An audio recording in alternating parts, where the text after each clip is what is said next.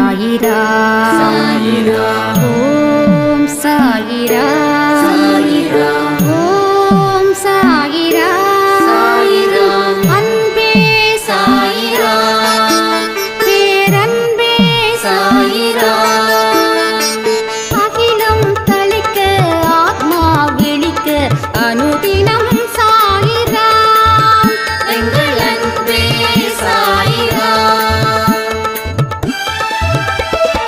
ஒன்றே இறைவன் ஒன்றே பூமிக்கென்றும் சாயிரா சரணம் சாயிரா நன்றே செய்து வாழ்வோம் நாம் ஒன்றே செய்து வாழ்வோம் அன்பே சாயிரா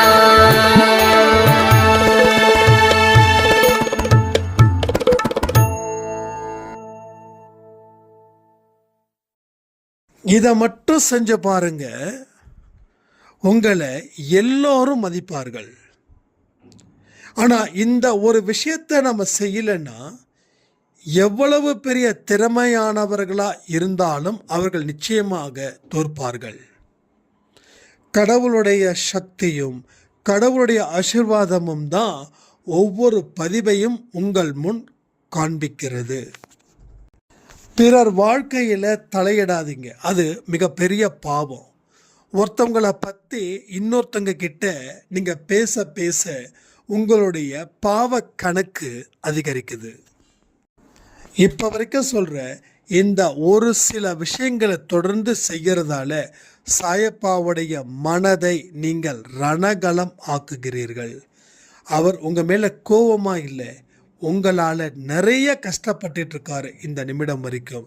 புரிஞ்சுக்கிட்டா வாழ்க்கை ஈஸி, புரியலைன்னா ஈஸியாக வாழக்கூடிய வாழ்க்கை கூட உங்களுக்கு நரகத்தில் கொண்டு போய் தள்ளிடும். ஜாக்கிரதை. சாயிரா. என் உயிரின் உயிரானவர்களே, அடுத்தவங்க விஷயத்தில் நாம் தலையிடுறதால நம்ம வாழ்க்கையில் எவ்வளவு பெரிய பிரச்சனைகள் ஏற்பட போகுது அப்படின்றது தான் இந்த பதிவு.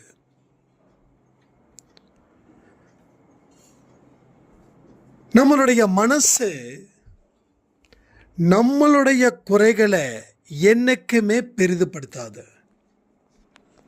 அது பிறர் மீது தான் என்னென்ன குறைகள் இருக்குது அப்படின்றத நோட்டம் விட்டுக்கிட்டே இருக்கும். வாழ்நாள் முழுவதும் பிறரை நாம் குறை சொல்லிக்கிட்டே பிறருடைய வாழ்க்கையில் தெரிஞ்சோ தெரியாமலோ தலையிட்டு நம்ம தலையே போகிற அளவில் வாழ்ந்துக்கிட்டு இருப்போம். சாயப்பா சொல்லக்கூடிய ஒரே ஒரு வார்த்தை இங்கே நான் சொல்லணும்னு நினைக்கிறேன். பிறர் மனதையோ பிறர் குறையையோ நீ பார்க்காத. பிறரை மன ரீதியா நீ அவங்களுக்கு துன்பத்தை கொடுத்தா அது எனக்கு வலியை கொடுக்கும் அப்படின்றார்.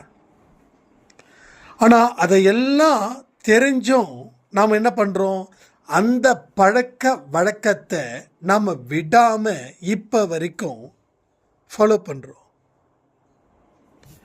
நமக்கு சாயப்பா எவ்வளவு பிடிக்கும், எவ்வளவு உயிரானவர்னு நீங்கள் சொல்லியிருக்கீங்க என்கிட்ட.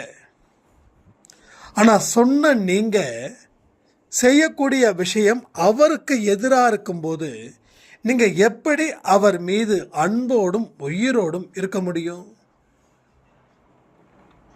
இதை செய்யாதப்பா, இதை செஞ்சால் என் மனசு காயப்படுது, என் மனசு கஷ்டப்படுது, என்ன நீ ஈட்டியால் வச்சு என்னோட நெஞ்ச பிளக்கிறது போல இருக்குதுன்னு அவர் சொல்லியும் நாம் இன்னைக்கு வரைக்கும் அதை செஞ்சுக்கிட்டு இருக்கோம்னா நம்ம தினந்தோறும் அவரை கஷ்டப்படுத்திக்கிட்டே இருக்கோம்.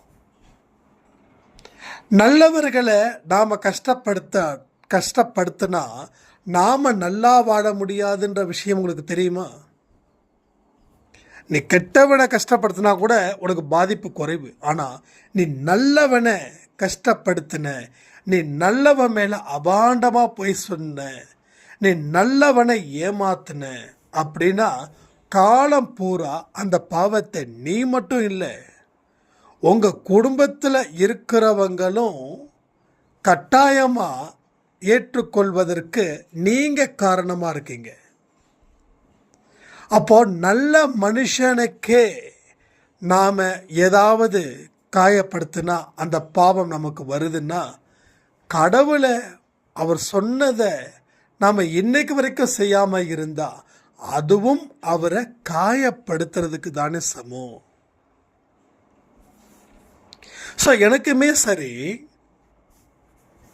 சில நேரத்தில் நம்ம கூட இருக்கிறவங்க ஏதாவது தப்பு செய்வாங்க, அப்போ நான் கண்டிக்கிறேன். கண்டித்ததுக்கு அப்புறம் நான் என்ன பண்ணுவேன் அப்படின்னா, அதை அவங்கக்கிட்ட பக்குவமாக எடுத்து சொல்லி புரிய வைப்பேன். நான் கண்டிக்கிறதுக்கு காரணம் உங்கள் வாழ்க்கையில் மென்மேலும் பிரச்சனைகள் வரக்கூடாது, ஒரு சுதந்திரமான ஒரு வாழ்க்கையை நீங்கள் வாழணும், அப்போ தான் கடவுள் உங்களை ஆசீர்வதிப்பாருன்ற ஒரு விஷயத்தையும் சொல்லி நான் புரிய வைப்பேன். காயப்படுத்தினதோட விட்டுற மாட்டேன். காயப்படுத்தினா அந்த காயப்படுத்தணும், அதுக்கு மருந்து நாம் போடணும், அந்த மருந்து போட்டால் தான் அந்த காயம் தீரும் அப்படின்னு. இந்த முறையில் பண்ணால் கூட ஓகே. ஏன்னா உங்கள் குழந்தைங்க உங்களை ஏதாவது எதிராக பண்ணும்போது நீங்கள் பேசுகிறீங்க, குழந்தைங்களுக்கு கஷ்டமாக இருக்குது. அதே போல் உங்கள் கணவரை நீங்கள் திட்டுறீங்க, அது உங்களுக்கு கஷ்டமாக இருக்குது. அதே போல் மனைவியை நீங்கள் திட்டுறீங்க, அது உங்களுக்கு கஷ்டமாக இருக்குதுன்னா, நீங்கள் திட்டிட்டீங்க. திட்டினது யார் வேணாலும் திட்டலாம், ஆனால் அந்த திட்டினதுக்கு பின்னாடி அந்த திட்டினதை நியாயப்படுத்தணும்னு சொல்லலை. அந்த நியாயமாக நீங்கள் கோவப்பட்டது உங்கள் மனசாட்சிக்கு ஓகேன்னா நீங்கள் திரும்பவும் அவங்களுடைய காயத்துக்கு மருந்து போடணும். உங்கள் சைடில் என்னதான் நேர்மையான விஷயங்கள் வச்சாலும் நீங்கள் அந்த நேர்மைன்ற திமிரும் ஆணவமும் அகங்காரமும் உங்களுக்கு இல்லாமல் பார்த்துக்க வேண்டிய பொறுப்பு யாருதுன்னா அது உங்கள் சைடை பொறுத்து. ஸோ நாம் பல விஷயத்தை இப்படி தான் நம்ம தொடர்ந்து நாம் ஒரு மோசமான வாழ்க்கையை வாழ்ந்துட்டுருக்கோம் தொடர்ந்து செய்கிறதால. இதற்கு எல்லாமே நாம் ஒரு முடிவுரை எழுதியே ஆகணும். ஏன்னா இது முன்னுரையோடு இருக்குது. முடிவுரை எழுதணும். இனி எந்த காரணத்தை கொண்டும் நான் காயப்படுத்தவோ கஷ்டப்படுத்தவோ மாட்டேன், இது உங்கள் மேலே சத்தியம். உங்களால் சொல்ல முடியுமா? திரும்பவும் சொல்கிறேன், காயப்படுத்துறது படுத்திட்டு மருந்து போட்டுருங்கன்ற. ஏன்னா கண்டிக்கலைன்னா இன்னும் பிரச்சனை வேறு மாதிரி போயிடும். கண்டிக்கிறதும் நல்லது, கண்டிக்காமல் இருக்கிறது கண்டிக்கிறத விட மோசமானதாகிடும். ஏன்னா உங்களுக்கு பொறுப்பானவர்களாக உங்களை சுற்றி இருக்கிறவங்களை நீங்கள் உருவாக்கணும் அப்படின்னு முயற்சி பண்ணும்போது கண்டிக்கிறது நல்லது. ஆனால் அவங்களோட பலகீனத்தை வச்சு நீங்கள் கண்டிக்கக்கூடாது. அவங்களோட பலகீனம் இயல்பாகவே எது அவங்களுக்கு முடியலையோ அதை நீங்கள் பயன்படுத்தி அவங்க வாழ்க்கையை நீங்கள் சீர்குலைக்க செய்யக்கூடாது. அந்த பலகீனம் உங்கள் வாழ்க்கையில் வந்துடும். ஸோ கண்டிப்பது நல்லது, மனதை காயப்படுத்தாதீங்க. அதாவது கண்டிக்க வேண்டிய உரிமை இருக்கிற இடத்துல மட்டும் நீங்கள் கண்டிச்சிடுங்க. ஸோ மற்றவங்களை பற்றி இன்னொருத்தங்க கிட்ட குறை சொல்லக்கூடிய இந்த புறாவீடு தூதுன்னு ஒன்று இருக்கே, அது மாதிரி செய்யாதீங்க. இப்போ உங்களுடைய குடும்பத்தில் உங்கள் நண்பர் இருக்காருன்னு வச்சுக்கோங்க, அந்த நண்பருடைய ப்ராப்ளத்தை உங்ககிட்ட சொல்லும்போது நீங்கள் வேறு ஒரு நண்பர்கிட்ட சொல்லாதீங்க. அது ரொம்ப இருக்கிறதுலேயே மட்டமான கேவலமான ஒரு புத்தி அது நமக்கு வந்து சேரும். இன்னைக்கு அவங்க உங்களை நம்பி ஒரு பிரச்சனை சொல்கிறாங்கன்னா அது உங்களுக்குள்ளே இருக்கட்டும். அவங்க போனதுக்கப்புறம் உடனே ஃபோன் பண்ணி இது மாதிரி இப்படி அவர் தெரியுமா, அவர் வந்து எவ்வளவு கஷ்டம் தெரியுமா, எவ்வளோ மோசமானவர் தெரியுமா, என்கிட்ட சொல்லி புலம்புவார். இந்த ஒரு வார்த்தை உங்களுக்கு தேவையில்லாத வார்த்தை. நீங்கள் ஒருத்தவங்களுடைய நம்பிக்கையை நீங்கள் கெடுக்கிறீங்க. இன்னொன்று நீங்கள் அவர்களுக்கு நம்பிக்கை துரோகத்தை, அதாவது நம்பிக்கை துரோகி அப்படின்ற ஒரு பட்டத்தை நீங்கள் பெறுகிறீர்கள். புரியுதா உங்களுக்கு? எங்கே இருந்தெல்லாம் பாவத்தை நீங்கள் ஏற்படுத்துறீங்க அப்படின்றத புரிஞ்சுக்கோங்க. நான் என்னோட பர்சனல் விஷயத்தை உங்ககிட்ட சொல்கிறேன். இது மாதிரி சந்தோஷ் தம்பி என்கிட்ட சொன்னார். அவர் என்கிட்ட நிறைய பேசுவார். அவரோட வாழ்க்கையில் இவ்வளவு பிரச்சனைகள் இருக்குதாமா. அவங்க அம்மா இப்படியா, அவங்க அப்பா அப்படியா, விஷ்ணு அப்படியா, காயத்ரி அப்படியா, அதுவா இதுவா அப்படின்னு. அப்போது நான் சொல்கிறது தப்பு. ஒருவேளை சொல்லி இருந்தாலும் நீங்கள் சொல்கிறது அதை விட மிகப்பெரிய தவறு. அப்போது நான் 10 பேர்கிட்ட சொல்லலை, உங்ககிட்ட மட்டும் சொல்கிறேன். ஏன் சொல்கிறேன்? நீங்கள் எனக்கு நம்பிக்கைக்குரியவர்னு சொல்லி. அந்த மாதிரி நீங்கள் உங்களுடைய நம்பிக்கையான மனிதர்கள் உங்ககிட்ட சில தனிப்பட்ட முறையில் பிரச்சனைகளை சொல்லும்போது அதை நீங்கள் பலரிடம் சொல்லியிருக்கிறீர்களா என்றதை பார்த்து யோசித்து அதற்கப்புறமா இந்த பதிவிலேயே சாயப்பா என்னை மன்னித்து விடு சொல்லி இருந்தா சாயப்பா என்னை மன்னித்து விடுன்னு சொல்லுங்க. ஏன்னா என்னைக்குமே நாம் நம்ம குறைகள் அவன் குறைய விட நமது 100 மடங்கு இருக்கும். நம்ம என்னமோ நியாயத்தின் மறுபக்கம் இல்லை நியாயத்தின் உருவமாக நாம் நிற்கிற மாதிரி நாம் இங்கே சீன் போட்டுக்கிட்டு இருப்போம். அந்த சீன் எல்லாமே இங்கே செட் ஆகாது. உன் வாழ்க்கை உனக்கானதே தவிர உன் வாழ்க்கை வேறொருவருக்காக படைக்கப்படலை. என்னுடைய குறைகளே பெருசுப்பா, நான் எப்படிப்பா அவனுடைய குறையை நான் பேச முடியும் அப்படின்னு சொல்லுங்க. கடவுள் உங்களை காப்பாற்றுவார். பட் அதை விட்டுட்டு நம்ம இந்த மாதிரியான விஷயத்தை தயவு செய்து எந்த காரணத்தை கொண்டும் இதை கொஞ்சம் சரி பண்ணுங்க. சரி பண்ணலைன்னா சரியாகக்கூடிய சூழ்நிலையை காலத்தோட கையில் விட்டுறாதீங்க. காலத்தோட கை ரொம்ப கொடுமையானதாக மாறிடும். அதே போல் இன்னொரு சாய்ராம் சொன்னாங்க, எனக்கு மட்டும் என்னன்னே தெரியல, நான் செய்ய வேண்டியதை செய்யணும்னு நினைக்கிறேன், ஆனால் செய்ய முடியாமலே போகுது. இதனால் பல நல்ல காரியங்கள் கூட என் வாழ்க்கையில் நடக்கலை அப்படின்னாங்க. கடவுள் உங்களுக்கு நிறைய அறிவையும் நிறைய அனுபவ பாடத்தையே கொடுத்துருக்கார். இந்த சொல்லும் போதே எனக்கு அதான் புரியுது. அப்போது உங்களால் ஏன் செய்ய முடியல? உண்மையிலேயே உங்கள் உடல்நிலை பலகீனமாக இருக்குதா? முதல்ல அதை கவனிங்க. அடுத்தது உங்கள் மனநிலை பலகீனமாக இருக்குதா? அதையும் கவனிங்க. இது எதுவுமே இல்லை அப்படின்னா உங்களுக்கு மிகப்பெரிய ஒரு அழுத்தம் சோம்பேறித்தனத்தால் ஏற்பட்டிருக்குது. மொத்தம் 3 வகை. ஒன்று உடல் ரீதியாக பிரச்சனை, இல்லை மன ரீதியாக பிரச்சனை, இல்லை உடலும் மனமும் நல்லா இருக்குதுன்னா சோம்பேறித்தனமான பிரச்சனைகள். அப்போது உங்கள் வாழ்க்கையில் சோம்பேறித்தனமாக இருக்கக்கூடிய பிரச்சனைங்க எப்படி விரட்டலான்னு சொல்கிறேன். முதல்ல உங்கள் வாழ்க்கையில் வாழ்வதற்கு உங்களுக்கு எந்த இடத்துலையும் ஆர்வம் இல்லை, ஆர்வமே இல்லை. இந்த ஆர்வம் இல்லாத தனத்தினால மட்டும்தான் உங்களால் எதையுமே ஆர்வத்துடன் செய்ய முடியவே இல்லை. ஆர்வம் இல்லாதப்போ எப்படி ஆர்வத்தோடு செய்ய முடியும்? ஆர்வத்தோடு செஞ்சாதான் உங்களால் சரியான முறையில் இந்த திசையில் நீங்கள் வாழ முடியும், வளர முடியும். இல்லைன்னா சுக்கிர திசையில் நீங்கள் இருந்தாலும் நம்மால் அந்த சுக்கிரனுக்கு உண்டான எந்த விதமான பலத்தையும் நாம் சேர்த்துக்காமலோ தெரிஞ்சுக்காமலோ போயிடுவோம். சரி, உடல் ரீதியாக இருக்கக்கூடிய பிரச்சனைகள் என்ன, அதை எப்படி சரி பண்ணுறதுன்னு யோசிச்சு பாருங்கள். அப்போது உங்கள் உடல் ரீதியாக நிறையா ப்ராப்ளம்ஸ் இருக்குதுன்னா அப்போ அதற்கு தகுந்தது போல் உங்கள் வாழ்க்கையை மாற்றுங்க. உடல் என்ன சொல்லுதோ அதை கேட்கணும். சரி, மன ரீதியாக இருக்கக்கூடிய பிரச்சனைகள் என்ன? ஏதோ ஒரு ப்ராப்ளம் அழுத்தம் கொடுக்குது, அந்த ப்ராப்ளத்தை நீங்கள் ஒதுக்கி வைக்கிறீங்க, இல்லை பயப்படுறீங்க, அதை முதல்ல சரி பண்ணுங்க. ஸோ சரி பண்ண வேண்டியதை சீக்கிரமாக சரி பண்ணிடணும். சரி பண்ணுறத நம்ம பண்ணாமல் விட்டுட்டோம் அப்படின்னா அதனாலேயே பிரச்சனைகள் உங்கள் வாழ்க்கையில் அதிகரிக்கும். அப்போ அந்த 3 விஷயத்தில் எதுன்றது நீங்கள் பார்த்து யோசிச்சு பாருங்கள்.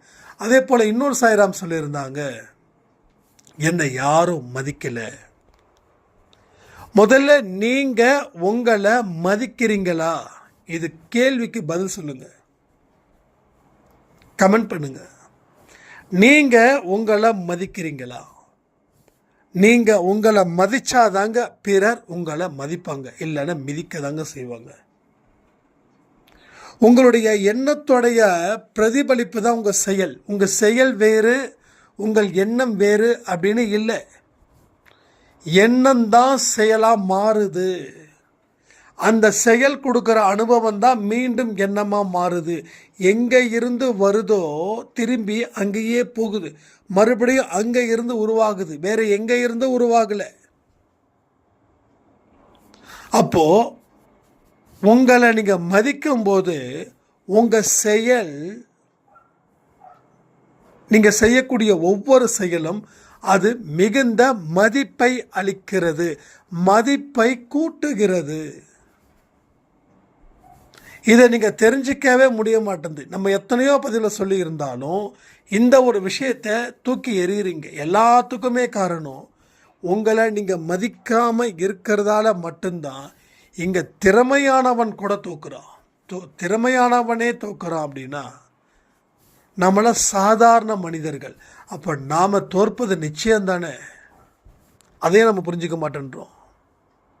ஒரு அசாதாரணமான மனுஷனே தன்னை மதிக்கலை அப்படின்னா அவன் கீழே விழுந்துடுறான். நம்மள சாதாரணமான மனிதர்கள். அப்போ நாம் கண்டிப்பாக கீழே விட தான் செய்வோம்.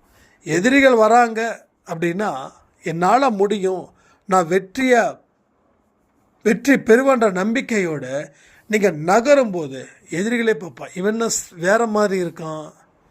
அப்போ இவன் அவனோட முகத்தையும் அவனுடைய உடம்பு பாடி லாங்குவேஜும் பார்க்கும்போது அவன் ஒரு ஸ்டெப்பு பின்னாடி வருவான். அட்லீஸ்ட் அந்த ஒரு பயத்தையாவது நம்ம அவனுக்கு கொடுக்கலாம் இல்லையா? ஸோ அவனை பயத்தை ஏற்படுத்தணும், அதுக்கப்புறம் நம்ம அடிக்கலாம். ஆனால் அவனை பார்த்து நாம் பயந்துட்டா அவன் நம்மளை விட பலகீனமானவனாக இருந்தால் அவன் போட்டு தாக்கிட்டு போயிட்டே இருப்பான். அப்போ உன்னை மதிக்காமல் உன்னால் வாழ்க்கையில் உயர்வு பெறவே முடியாது. உன்னை உணரணும். முதல்ல நான் சொல்கிறது, ஒரு பாட்டு கூட இருக்குல்ல, உன்னை அறிந்தால் நீ உன்னை அறிந்தால் உலகத்தில் போராடலாம், தாழ்ந்தாலும் உயர்ந்தாலும் தலை வணங்காமல் நீ வாழலாம். என்ன அருமையான அற்புதமான பாடல். ஸோ கண்ணதாசன் அவர்கள் அருமையாக சூப்பராக செம்மையாக அது எல்லா ஜென்மத்துக்கும் பிறக்க இருக்கிறது போல் எல்லா உலகத்தில் இருக்கக்கூடிய மனிதர்களும் அந்த பாடலை கேட்டாவே அப்படியே ஒரு கான்ஃபிடென்ட் லெவல் அப்படியே நல்ல பூஸ்ட் ஆகும். ரைட்? ஸோ அதனால் இதெல்லாம் பிரச்சனை இல்லை, இதெல்லாம் பார்த்து பயப்பட வேண்டாம். ஜஸ்ட் உங்களை நீங்கள் ரெகக்னைஸ் பண்ணுங்கள், அவ்வளோதான். உங்களை மதிக்க நீங்கள் கற்றுக்கொள்ளுங்கள். சும்மா நான் நல்லா சூப்பர் செம எக்ஸலண்ட் அப்படி சொல்லிட முடியுமா? என்ன இருக்கோ அதை செய்யுங்க. செயல் மூலமாக தான் இங்கே புகழடைய முடியும். செயல் தான் இங்கே தீர்மானிக்குது. உங்களுடைய ஜாதியோ உங்கள் அந்தஸ்தை உங்களை தீர்மானிக்கலை. ரிலையன்ஸ் அம்பானி தான் சொல்கிறோம். ஏன்னா அவருடைய செயல்கள் தான் இன்றைக்கி அவங்க பிள்ளைக்கும் அவங்க பேரனுக்கும் ஒரு சாம்ராஜ்யத்தை அவங்க நிறைவேற்றுறாங்க. பேரனோட பேர் யாருக்கும் சரியாக தெரியாது. பையனோட பேர் வேணால் அடிக்கடி நியூஸ் பார்க்குறவங்க கேட்குறவங்க ஓரளவுக்கு தெரியும். ஆனால் இவர் என்ன பெரிய அம்பானி அப்படின்னு என்ன சொல்கிறாங்க? இல்லை இவர் என்ன முகேஷ் அம்பானியா, இவர் என்ன அனில் அம்பானியா அப்படியா கேட்குறாங்க? ஸோ அப்படி இல்லை, அவருடைய செயல் அதனால தான் பெரிய சாம்ராஜ்யத்தை ஏற்படுத்துச்சு. இது மாதிரி அரசியல் சரி, சினிமாலையும் சரி. அப்போ உங்கள் செயல் தான் உங்களை மாற்றுமே தவிர உங்கள் ஜாதியோ உங்கள் படிப்போ உங்கள் அந்தஸ்தோ உங்கள் செல்வாக்கோ மாற்றாது. அப்போது அதற்கு உரிய வழிமுறைகள் என்னென்ன இருக்குதுன்றத நீங்கள் உங்கள் கண்களில் இருந்து பார்த்தா தான் அது அதனுடைய ஒட்டுமொத்த உயர்வும் உங்கள் கண்களுக்கு முன்னாடி வந்து சேரும். ஸோ இதை சரி பண்ணுங்க, இதை சரி பண்ணாமல் இருக்க முடியாது. அதே போல் அன்பேசாய் டிஷர்ட்ஸ் ஒரு 8 பேருக்கு நான் இது வரைக்கும் அனுப்பலை. ஏன்னா சில டிஷர்ட்ஸ் வந்து கொஞ்சம் ஃபிட்டிங் இல்லாத மாதிரி இருந்ததால் திருப்பி வந்து ரீயூனிட் போட்டால் இப்போ இன்றைக்கி தான் அனுப்பியிருக்காங்க. ஸோ யார் யாரெல்லாம் கேஷ் அனுப்புனீங்களோ திரும்பவும் ஒரு ரெக்வஸ்ட் பண்ணி கேட்குறேன், உங்களுடைய கம்ப்ளீட் அட்ரஸ் 2 ஃபோன் நம்பர்ஸ் கொஞ்சம் எனக்கு அனுப்பிச்சி விட்ருங்க. வேறு யாருக்காவது புதுசாக வேணும் அப்படின்னா 500 rupees கேஷ் வந்து பே பண்ணுங்கள். ஒரு டிஷர்ட்டுக்கும் கொரியர் செலவுக்கும் நமக்கு தேவைப்படுது. ஏன்னா கொரியர் சார்ஜே கிட்டத்தட்ட வந்து 150 190 அது மாதிரி ஆகிடுது. ஸோ அதுக்கப்புறம் வந்து சின்ன அந்த லேமினேட் பண்ணக்கூடிய ஃபோட்டோஸ் இதெல்லாம் தான். ஒன்லி காஸ்ட்டு மட்டும்தான், உங்களுக்கே தெரியும், நான் பெருசாக சொல்ல வேண்டியது இருக்காது. ஸோ தேவைப்படுறவங்க நீங்கள் இது பண்ணுங்கள். அதே போல் அன்பே சாயோட ஃபோட்டோஸ் யாராவது இல்லை அப்படின்னா தயவு செய்து கேளுங்க. வீட்டில் நம்ம 2 இடத்துல வைக்க சொல்லியிருக்கோம். வீட்டுக்கு பூஜை ரூம்லேயும் வீட்டுக்கு வாசப்படியிலையும் வைக்க சொல்லியிருக்கோம். ஓகேங்களா? யாருக்காவது வேணும் அப்படின்னா நான் என்னோடய வாட்ஸ்அப்பில் ஸ்டேட்டஸில் வைக்கிறேன், அதை டவுன்லோட் பண்ணிக்கோங்க. டவுன்லோட் பண்ணி அங்கே உங்கள் வீட்டுக்கிட்ட இருக்கக்கூடிய ப்ரௌசிங் சென்டரில் போயிட்டு அதை வந்து லேமினேட் பண்ணிக்கோங்க. ஓகேவா? லேமினேஷனுக்கு அதிகபட்சமாக 50 100 ரூபா கேட்பாங்க. நல்ல நல்ல திக்காக இருக்கிற மாதிரி போட்டு வச்சுக்கோங்க. ஸோ அன்பே சாயப்பாட ஃபோட்டோ எல்லோருடைய வீட்டிலும் இருக்கிறது போல் வச்சுக்கோங்க. ஏன்னா நம்மளுடைய மனசில் நம்ம சாயப்பாவை நினைக்கும் போது, அது அன்பே சாயப்பாவாக இருக்கும்போது நம்மளுடைய பலம் வந்து கூடுது. எல்லாமே வந்து சைக்காலஜிக்கலாக தான் நான் இங்கே சொல்கிறேன், சயின்ஸை பேஸ் பண்ணி தான் சொல்கிறேன். ஏன்னா 10 பேர் ஒரு விஷயத்தை நினைக்கும் போது அதனுடைய பலம் அதிகம்.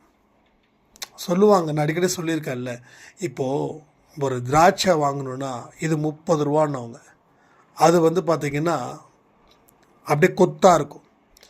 அதே திராட்சை இது வந்து 20 ரூபா அப்படின்வாங்க. நல்லா புரிஞ்சுக்கோங்க, அதே திராட்சை தான் இதுவும். இது வந்து தனித்தனியாக இருக்குது, அது கொத்தாக இருக்குது. ஸோ அதே தான் இங்கேயுமே. ஸோ எல்லோரும் ஒரே வழியில் நாம் போகிறோம், ஒரே வழியில் நம்ம மனசில் அந்த நம்பிக்கையை ஏற்படுத்துகிறோம், நம்ம வெற்றி பெறுகிறோம். இவ்வளோதான். ஸோ நல்லா புரிஞ்சுக்கோங்க, வாழ்க்கை அப்படின்றது வாழ்வதற்காக தான் சொல்லி இந்த பதிவை நான் முடிக்கிறேன். ஜெய் சாய்ராம். ஓம் சாயிரா. சாயிரா. ஓம் சாயிரா.